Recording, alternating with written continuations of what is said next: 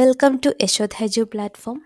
ഇന്നു മുതൽ നമ്മൾ കേരള വാട്ടർ അതോറിറ്റിയുടെ മൈക്രോബയോളജിസ്റ്റ് എക്സാമിൻ്റെ പ്രിപ്പറേഷൻ സ്റ്റാർട്ട് ചെയ്യുകയാണ്. അപ്പോൾ ഏതൊരു പരീക്ഷ നോക്കിയാലും, മൈക്രോബയോളജി പരീക്ഷകൾ നോക്കിയാലും അതിൽ കുറേ ഇമ്പോർട്ടൻ്റ് ആയിട്ടുള്ള ഏരിയാസ് ഉണ്ട് സിലബസിൽ. അപ്പോൾ നമ്മുടെ സബ്ജക്റ്റിൻ്റെ, നമ്മുടെ ഈ ഒരു എക്സാമിൻ്റെ സിലബസ് ഇതുവരെയും വന്നിട്ടില്ല. പക്ഷേ നമുക്ക് syllabus വരുന്നതുവരെയും wait ചെയ്തിരിക്കേണ്ട.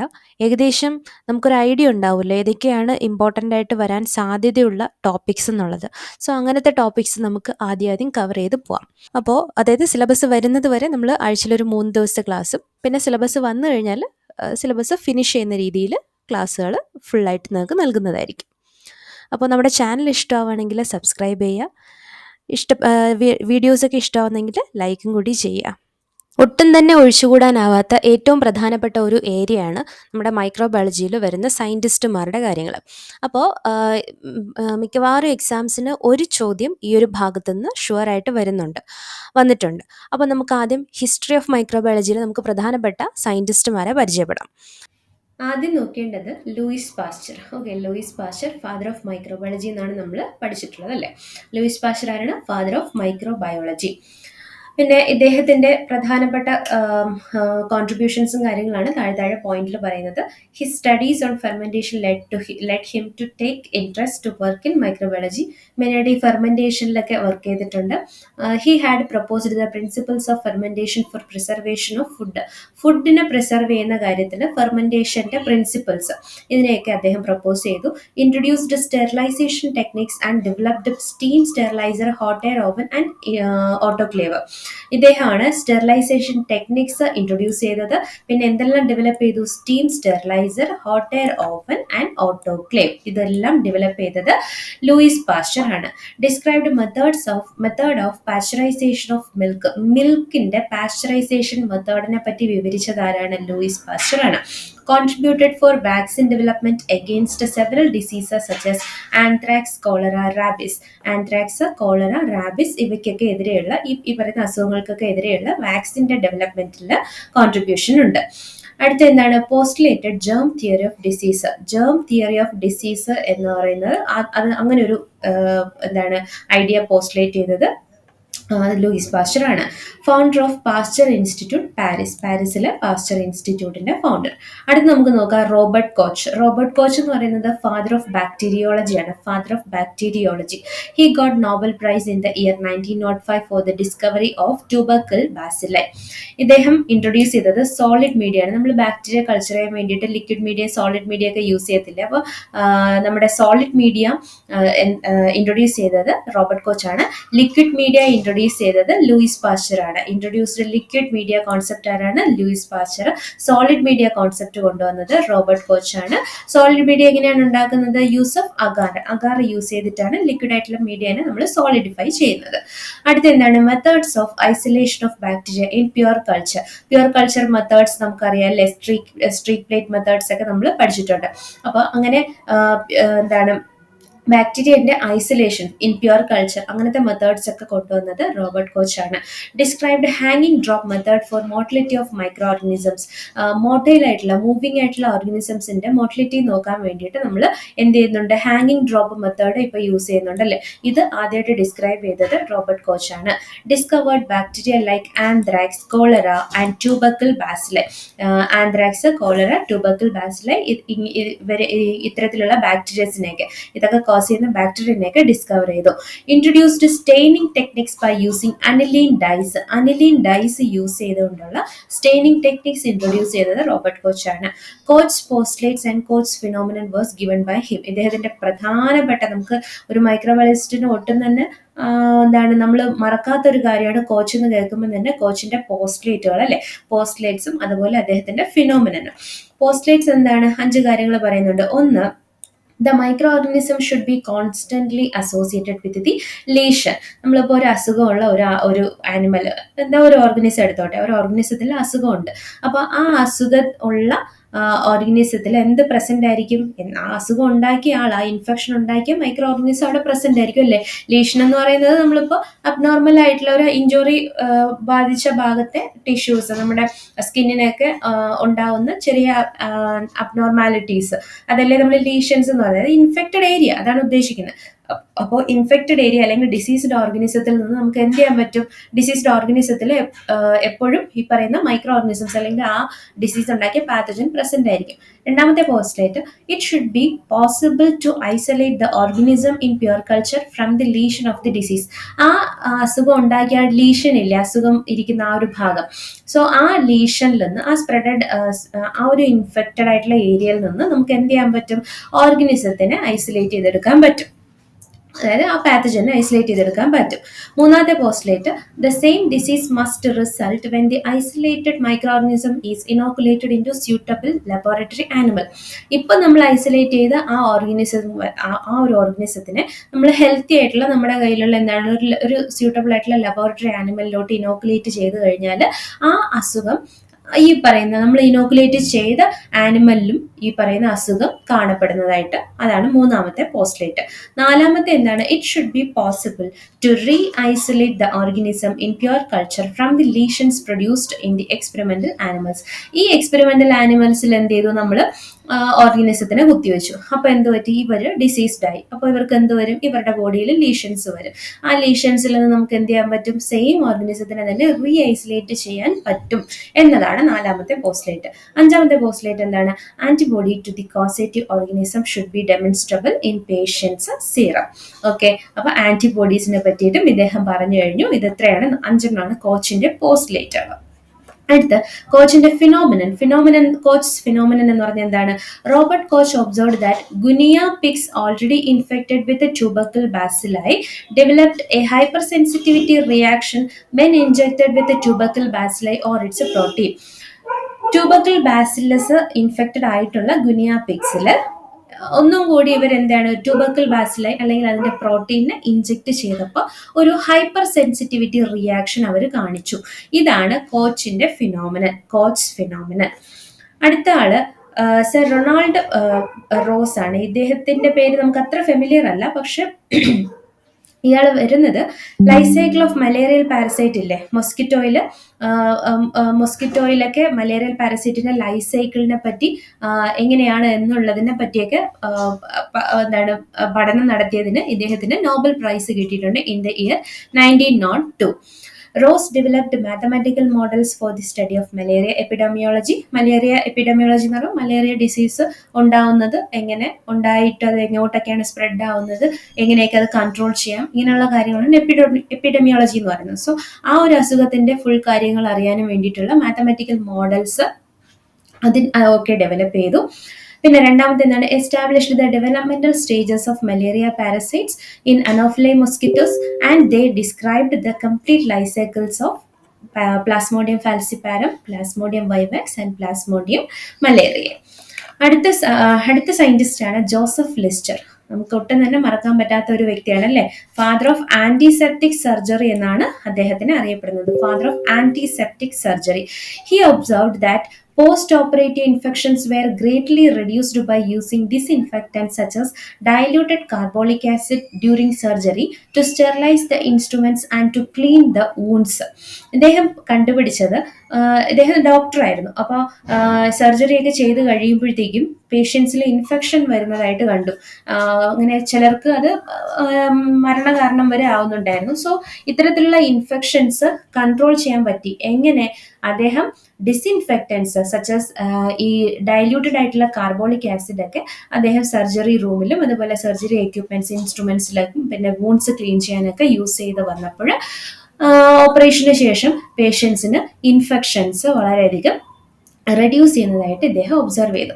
He instructed surgeons under his responsibility to wear clean gloves and wash their hands before and after operations with 5% carbolic acid solution. അങ്ങനെ അദ്ദേഹത്തിന്റെ അണ്ടറിലുള്ള സർജൻസിനൊക്കെ ഇൻസ്ട്രക്ട് ചെയ്തു 5% കാർബോളിക് ആസിഡ് സൊല്യൂഷൻ യൂസ് ചെയ്യുക, ക്ലീൻ ഗ്ലൗസ് യൂസ് ചെയ്യുക എന്നൊക്കെ അദ്ദേഹം instruct ചെയ്തു.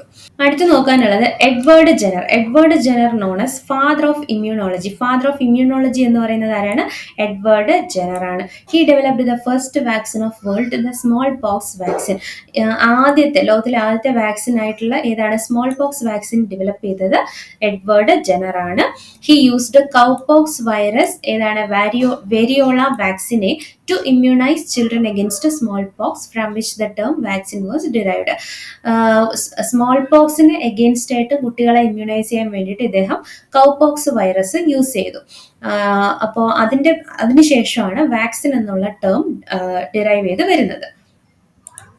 ഇനി നോക്കാനുള്ളത് ആന്റൺ വാൻ ലീവൻ ഹോക്ക് ആണ്. ചില പുസ്തകങ്ങളിൽ അന്റോണി വാൻ ലീവൻ ഹോക്ക് എന്ന് പറയുന്നുണ്ട്. ഇദ്ദേഹം he was the first person who invented the microscope. Microscope ആദ്യമായിട്ട് കണ്ടുപിടിച്ചത് ലീവൻ ഹോക്ക് ആണ്. പിന്നെ ഇദ്ദേഹം മൈക്രോസ്കോപ്പ് കണ്ടുപിടിച്ചിട്ട് ഈ മഴവെള്ളവും പോണ്ടിലെ വെള്ളവും അദ്ദേഹത്തിന്റെ മൗത്തിലെ ടീത്തിൽ നിന്നൊക്കെയുള്ള സ്ക്രേപ്പിംഗ്സ് ഒക്കെ എടുത്തിട്ടെല്ലാം ഈ പറയുന്ന മൈക്രോസ്കോപ്പിൽ ചെക്ക് ചെയ്തു, ഒബ്സർവ് ചെയ്തു. അദ്ദേഹത്തിന്റെ മൈക്രോസ്കോപ്പിന് 200 to 300 ടൈംസ് വരെ മാഗ്നിഫിക്കേഷൻ ഉണ്ടായിരുന്നുള്ളൂ, എന്നാലും കുറേയൊക്കെ കാണാൻ പറ്റി. അപ്പോൾ അതിൽ അദ്ദേഹം കുറെ മൈന്യൂട്ട് ആയിട്ടുള്ള മൂവിങ് ഓബ്ജക്ട്സിനെ കണ്ടുപിടിച്ചു. അദ്ദേഹം അതിന് കൊടുത്ത പേര് ലിറ്റിൽ ആനിമൽ ക്യൂൾസ് എന്നാണ്. ലിറ്റിൽ ആനിമൽ ക്യൂൾസ് എന്നാണ് പേര് കൊടുത്തത്. അത് ആക്ച്വലി അന്ന് എന്താണെന്ന് അറിയത്തില്ലായിരുന്നു, പക്ഷെ നമുക്ക് ഇന്ന് അറിയാം അത് പ്രോട്ടോസോവയോ ഈസ്റ്റോ ബാക്ടീരിയോ ഒക്കെ ആയിരിക്കാം എന്നുള്ളത് നമുക്ക് ഇന്നറിയാം. പിന്നെ എന്താണ്? ലൂവൻ ഹോക്കാണ് ആദ്യമായിട്ട് മൈക്രോസ്കോപ്പ് ഡിസ്കവർ ചെയ്തത്. പിന്നെ അന്ന് ബാക്ടീരിയ എന്നൊന്നും അറിയുന്നില്ല എങ്കിൽ പോലും അദ്ദേഹമാണ് ശരിക്കും ആദ്യമായിട്ട് എന്താണ് first person to discover the presence of bacteria and spirochaetes in മൗത്തിൽ നിന്നൊക്കെ സ്പൈറോകിഡ്സിനെയും ബാക്ടീരിയനെയൊക്കെ ആദ്യമായിട്ട് ഒബ്സർവ് ചെയ്തത് ഇദ്ദേഹമാണ്. പിന്നെ എഡ്വേർഡ് ജെനർ നമ്മളിപ്പോൾ പറഞ്ഞു കഴിഞ്ഞു. പിന്നെ അദ്ദേഹമാണ് ആദ്യമായിട്ട് സ്മോൾ പോക്സിനെതിരെയുള്ള വാക്സിൻ കൊണ്ടുവന്നത്. പിന്നെ Pasteur gave the general term vaccine in honour of Jenner's cowpox vaccine. അപ്പോൾ ഈ എഡ്വേർഡ് ജെനർ സ്മോൾ പോക്സ് എന്ന് പറയുന്ന ഡിസീസിൽ നിന്ന് ആൾക്കാരെ ഇമ്മ്യൂണൈസ് ചെയ്യിക്കാൻ വേണ്ടിയിട്ടാണ് ഒരു വാക്സിൻ കൊണ്ടുവന്നത്. അത് ആക്ച്വലി കൗപോക്സ് വൈറസിൽ വെച്ചിട്ടാണ് അദ്ദേഹം ആ ഒരു വാക്സിനേഷൻ നടത്തിയത്.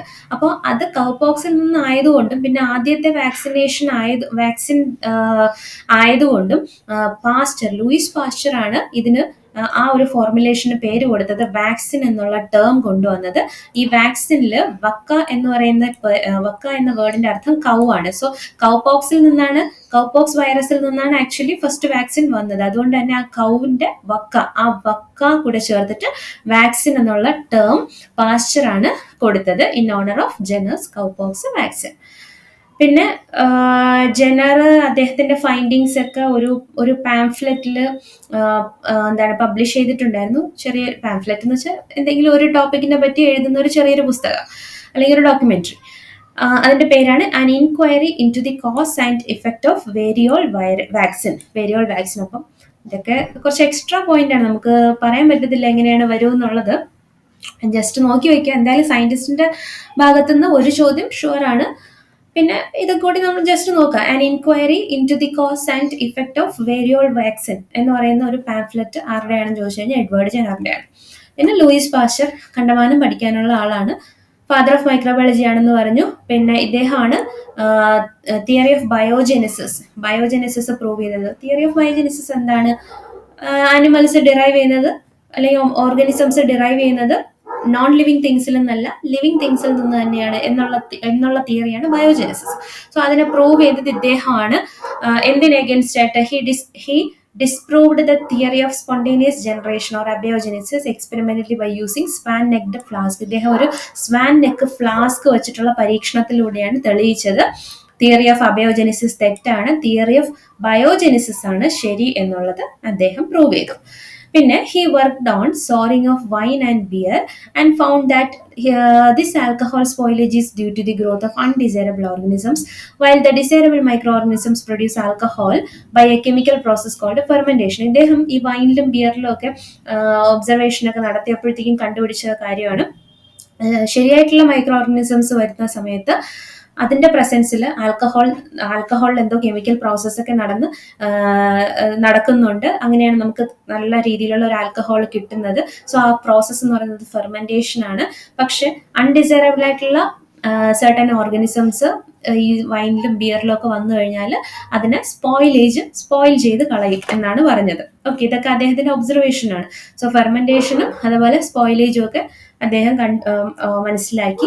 He showed that wine did not spoil if it is heated to 50 to 60 degrees Celsius for a few minutes. അദ്ദേഹം അതുപോലെ തന്നെ ഒബ്സർവ് ചെയ്ത കാര്യമാണ്, വൈനിനെ 50 മുതൽ 60 ഡിഗ്രി സെൽഷ്യസ് വരെ കുറച്ച് മിനിറ്റ്സിൽ ചൂടാക്കി കഴിഞ്ഞാൽ വൈന് ചീത്തയായി പോകുന്നില്ല. അതിന് ആ ഒരു മെത്തേഡിന് അദ്ദേഹം കൊടുത്ത പേര് പാസ്ചറൈസേഷൻ എന്നാണ്. Now widely used in dairy units to kill pathogenic microorganisms in milk. നമ്മൾ ഇന്ന് മിൽക്ക് ഇൻഡസ്ട്രിയിൽ ഏറ്റവും ഇമ്പോർട്ടൻ്റ് ആയിട്ട് യൂസ് ചെയ്യുന്ന ഒരു ടെക്നിക്കാണ് പാസ്ചറൈസേഷൻ ടെക്നിക്ക്. എന്തിനു വേണ്ടിയിട്ട്? എല്ലാ പാത്തജൻസിനെയും കില്ല് ചെയ്യാൻ വേണ്ടിയിട്ട്. He is A founder of germ theory of disease. നമ്മൾ നേരത്തെ പറഞ്ഞല്ലേ, ജേം തിയറി ഓഫ് ഡിസീസ് പറഞ്ഞു. ജേം തിയറി ഓഫ് ഡിസീസ് എന്താണ്? As he visualized that diseases are caused by microorganisms. Germ theory of disease, അതായത് ഒരു disease ഉണ്ടാക്കുന്നതിന് എന്തുണ്ടാവും? അതിന്റെ പിന്നിൽ ഒരു ജേം ഉണ്ടാവും, അതിന്റെ പിന്നിൽ ഒരു മൈക്രോ ഓർഗാനിസം ഉണ്ടാവും. ഇതാണ് ജേം തിയറി ഓഫ് ഡിസീസ്. പിന്നെ ഇദ്ദേഹം നമ്മൾ പറഞ്ഞു കഴിഞ്ഞാൽ steam steriliser, autoclave, hot air ഓവനൊക്കെ അദ്ദേഹം ഡെവലപ്പ് ചെയ്തു, പിന്നെ ഡിസ്കവർ ചെയ്തു. Then the importance of cotton wool plugs for protection of culture media from aerial contamination. നമ്മൾ ഒരിക്കലും മൈക്രോബയോളജിസ്റ്റുകാർ ലാബിൽ വർക്ക് ചെയ്യുന്ന സമയത്ത് കോട്ടൺ പ്ലഗ് ഇല്ലാതെ നമുക്കൊരു കളിയില്ല അല്ലേ? അങ്ങനെ കോട്ടൺ പ്ലഗ് വെച്ചില്ലെങ്കിൽ എന്ത് പറ്റും? നമുക്ക് ഇന്നറിയാം നമ്മുടെ മീഡിയ കണ്ടാമിനേറ്റഡ് ആകും എന്നുള്ളത്. പക്ഷെ അന്ന് ആദ്യമായിട്ട് കോട്ടൺ പ്ലഗ് ഒക്കെ കൊണ്ടുവന്നു, അതിന്റെ ഇമ്പോർട്ടൻസിനെയൊക്കെ പറ്റി പറഞ്ഞത് ഇദ്ദേഹമാണ്. He differentiated between aerobic and anaerobic bacteria and coined the term anaerobic to refer to the organisms that do not require oxygen for growth. ഇദ്ദേഹമാണ് എയറോബിക് അനൈറോബിക് ബാക്ടീരിയനെ ഡിഫറൻഷിയേറ്റ് ചെയ്തത്. പിന്നെ അനൈറോബിക് എന്നുള്ള ടേം കോയിൻ ചെയ്തത് ഇദ്ദേഹമാണ്. അനൈറോബിക് എന്ന് പറയുമ്പോൾ ഓർഗനിസത്തിന് oxygen ആവശ്യമില്ലാത്ത ആൾക്കാർ, വളരാൻ ഓക്സിജൻ ആവശ്യമില്ലാത്ത ഓർഗനിസംസിനെയാണ് അനൈറോബിക് ഓർഗനിസംസ് എന്ന് പറയുന്നത്. ഇനി he worked on pebrine, a silkworm disease caused by a protozoan, and showed that infection can be controlled by choosing worms free from the parasite for breeding. ഇദ്ദേഹം പഠനം നടത്തിയത് ഒരു സിൽക്ക് വേം ഡിസീസായ പെബ്രൈനിൽ ഇദ്ദേഹം പഠനം നടത്തിയിരുന്നു. അതിൽ നിന്ന് കണ്ടുപിടിച്ച ഒരു കാര്യമാണ്, സിൽക്ക് വേംസിന് ഇങ്ങനെ ഒരു ഡിസീസ് ഉണ്ടാക്കുന്നത് ആക്ച്വലി ഒരു പ്രോട്ടോസോവനാണ് ഉണ്ടാക്കുന്നത്. അപ്പോൾ അവരെ ആ പ്രോട്ടോസോവന്റെ ഏരിയയിൽ നിന്ന് ഫ്രീ ആക്കി കഴിഞ്ഞാൽ അല്ലേ, ആ വേംസ് പാരസൈറ്റിന്റെ ഏരിയയിൽ നിന്ന് ഫ്രീ ആക്കി കഴിഞ്ഞാൽ ഇവരെ മാത്രം ഐസൊലേറ്റ് ചെയ്ത് കഴിഞ്ഞാൽ നമുക്ക് എന്ത് ചെയ്യാൻ പറ്റും? ഈ സിൽക്ക് വേം ഡിസീസ് കൺട്രോൾ ചെയ്യാൻ പറ്റും എന്നുള്ളതൊക്കെ അദ്ദേഹം ഈ ഒരു വർക്ക് ചെയ്തുകൊണ്ടിരുന്നപ്പോൾ പറഞ്ഞ കാര്യങ്ങളാണ്. He developed the process of attenuation during his work on chicken cholera in fouls. ഇദ്ദേഹം പ്രോസസ് ഓഫ് അറ്റനുവേഷൻ എന്ന് പറഞ്ഞാൽ എന്താണ്? നമ്മൾ വാക്സിൻ ഡെവലപ്മെന്റിലൊക്കെ യൂസ് ചെയ്യുന്ന ഒരു ടേം അല്ലേ അറ്റനുവേഷൻ. അതായത് കൾച്ചറിനെ ഇദ്ദേഹം ചെയ്തത് ലാബിൽ കൾച്ചേഴ്സിനെ കുറച്ച് സമയം അങ്ങനെ സ്റ്റോർ ചെയ്ത് വെച്ചിട്ട് പിന്നീട് അതിൽ പരീക്ഷണങ്ങൾ നടത്തിയപ്പോഴത്തേക്കും ഫ്രഷ് കൾച്ചേഴ്സ് എങ്ങനെയാണോ ഒരു ആനിമലിന് അസുഖം ഉണ്ടാക്കുന്നത് അതുപോലെയൊന്നും ഇവര് ഉണ്ടാക്കുന്നില്ല. സോ ആ പ്രോസസ്സാണ് അറ്റനുവേഷൻ. അതൊക്കെ പിന്നീട് വാക്സിൻ ഡെവലപ്മെന്റിലോട്ട് ലീഡ് ചെയ്ത പോയിന്റ്സ് ആണ്. He developed A live attenuated anthrax vaccine. അദ്ദേഹം ആന്ത്രാക്സ് വാക്സിൻ, ലൈവ് അറ്റനുവേറ്റഡ് ആയിട്ടുള്ള ആന്ത്രാക്സ് വാക്സിൻ ഡെവലപ്പ് ചെയ്തു. പിന്നെ റാബിസ് വാക്സിൻ, പിന്നെ എന്താണ് പാശ്ചാത്യ ജനറൽ ടേം വാക്സിൻ എന്നുള്ള ടേം കൊണ്ടുവന്നു. ഇതൊക്കെയാണ് പാശ്ചറിന്റെ കോൺട്രിബ്യൂഷൻസ്. പിന്നെ റോബർട്ട് കോച്ചിന്റെ കോൺട്രിബ്യൂഷൻ വരുമ്പോൾ ഫാദർ ഓഫ് പ്രാക്ടിക്കൽ ബാക്ടീരിയോളജി എന്നൊക്കെ അറിയപ്പെടുന്നുണ്ട്. പിന്നെ അദ്ദേഹമാണ് റോഡ് ഷേപ്ഡ് ഓർഗാനിസംസ്, നമ്മൾ ഈ ആന്ത്രാക്സ് വന്നിട്ട് മരിക്കുന്ന ആനിമൽസിന്റെ ബ്ലഡിൽ നിന്ന് റോഡ് ഷേപ്ഡ് ഓർഗാനിസംസ് കണ്ടുപിടിച്ച ഇദ്ദേഹമാണ്. പിന്നെ he introduced staining techniques using aniline dyes use ചെയ്തുകൊണ്ടുള്ള സ്റ്റെയിനിങ് ടെക്നിക്സ് ഇൻട്രൊഡ്യൂസ് ചെയ്തു. He discovered tubercle bacillus which is popularly called as Koch's bacillus. He discovered Vibrio cholerae, the causative agent of cholera disease. He developed a pure culture techniques by introducing solid media introduce ചെയ്തത് എങ്ങനെയാണ്? അതിലോട്ട് liquid മീഡിയയ്ക്ക് അകത്തോട്ട് അകാറിനെ introduce ചെയ്തു. Agar എന്ന് പറയുമ്പോൾ ജലഡിയം species നമ്മളെ see വീഡിൽ നിന്നാണ് എടുക്കുന്നത്. പിന്നെ അകാറിന്റെ പ്രത്യേകത 45 ഡിഗ്രി സെൽഷ്യസിൽ സോൾഡിഫൈഡ് ആവും, 90 ഡിഗ്രി സെൽഷ്യസിൽ മെൽറ്റ് ചെയ്ത് പോകും. പിന്നെ ഹി ഡിസ്കവേർഡ് ഓൾഡ് ട്യൂബർക്കുലിൻ. പിന്നെ കോച്ചിന്റെ ഫിനോമിനൻ പറഞ്ഞു, കോച്ചിന്റെ പോസ്റ്റ്ലേറ്റ്സ് പറഞ്ഞു. അടുത്ത ഇവാനോസ്കി എന്ന് പറയുന്ന സയന്റിസ്റ്റ്,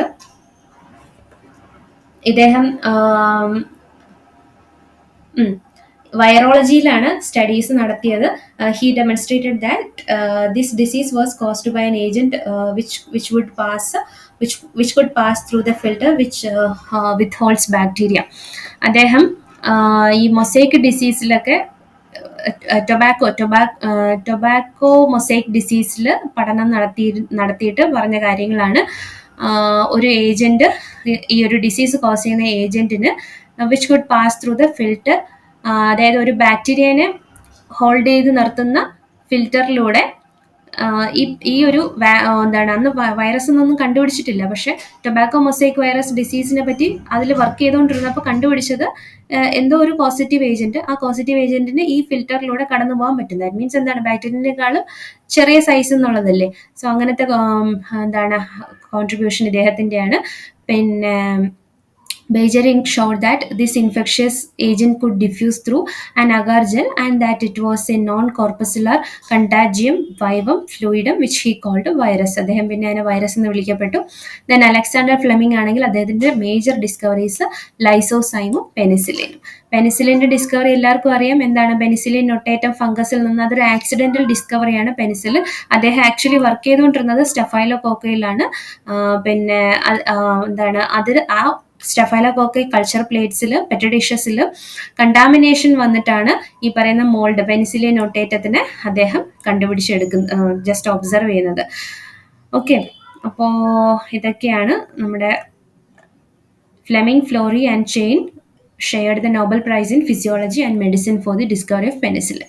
ഈ 3 പേരുമാണ് പെനിസിലിൻ്റെ ഡിസ്കവറിക്ക് നോബൽ പ്രൈസ് മേടിച്ചത്. ഓക്കെ, പിന്നെ വോക്സ്മാൻ എന്ന് പറഞ്ഞത്, സെൽമാൻ വോക്സ്മാൻ എന്ന് പറഞ്ഞൊരു സയൻറ്റിസ്റ്റ്, ഇത് അത്ര ഇമ്പോർട്ടൻ്റ് അല്ല. ഇദ്ദേഹത്തിൻ്റെ കോൺട്രിബ്യൂഷൻ വരുന്നത്, അദ്ദേഹത്തിൻ്റെ ടീമും ഒക്കെ ഡിസ്കവർ ചെയ്തത് കുറേ ആൻറ്റിബയോട്ടിക്സ് ലൈക്ക് ആക്ടിനോമൈസിൻ, ക്ലെവസിൻ, സ്ട്രെപ്റ്റോത്രൈസിൻ, സ്ട്രെപ്റ്റോമൈസിൻ, ഗ്രൈസിൻ, നിയോമൈസിൻ, ഫ്രാഡിസിൻ, കാൻഡിഡിസിൻ, കാൻറ്റിഡിൻ, ഇതൊക്കെ ഇവരുടെ കോൺട്രിബ്യൂഷൻസ് ആണ്. Two of these, streptomycin and neomycin, have found extensive application in the treatment of numerous infectious diseases. Streptomycin was the first antibiotic that could be used to cure the disease tuberculosis. Waxman coined the term antibiotics. Antibiotic എന്നുള്ള term coin ചെയ്തത് Waxman ആണ്. Other little known contributions of Selman Waxman include anti-fouling paints for the Navy, the use of enzymes in detergents, and the use of Concord grape root stock to protect the French vineyards from fungal infection. Okay, അപ്പോൾ ഇതൊക്കെയാണ് നമ്മൾ main ആയിട്ടുള്ള സയൻറ്റിസ്റ്റുകളുടെ പേരുകൾ. പിന്നെ കുറച്ച് നമ്മളിപ്പോൾ bacteriology എന്ന് പറഞ്ഞാൽ study of bacteria, mycology study of fungi, protozoology study of protozoa, ഇതൊക്കെ നിങ്ങൾക്ക് അറിയായിരിക്കുമല്ലോ. എന്താണ് മൈക്രോബിയൽ സൈറ്റോളജി, എൻവയോൺമെന്റൽ മൈക്രോബയോളജി എന്താണ്, എക്സോ മൈക്രോളജി എന്ന് പറയുമ്പോൾ ഔട്ടർ സ്പേസിലുള്ള ഓർഗാനിസംസിനെ പറ്റിയുള്ള സ്റ്റഡിയാണ്. മെഡിക്കൽ മൈക്രോബയോളജി, പിന്നെ water microbiology, aero microbiology, epidemiology. So ഇതൊക്കെ നമ്മളെ ജനറൽ ടേംസ് ആണ്. അപ്പോൾ എല്ലാവരും നന്നായിട്ട് പഠിക്കുക. ആഴ്ചയിൽ 3 ക്ലാസ്സുകൾ ഇഷ്ടമായെങ്കിൽ എല്ലാവരും ഒന്ന് ലൈക്ക് ചെയ്യണേ. ശരി, താങ്ക് യു.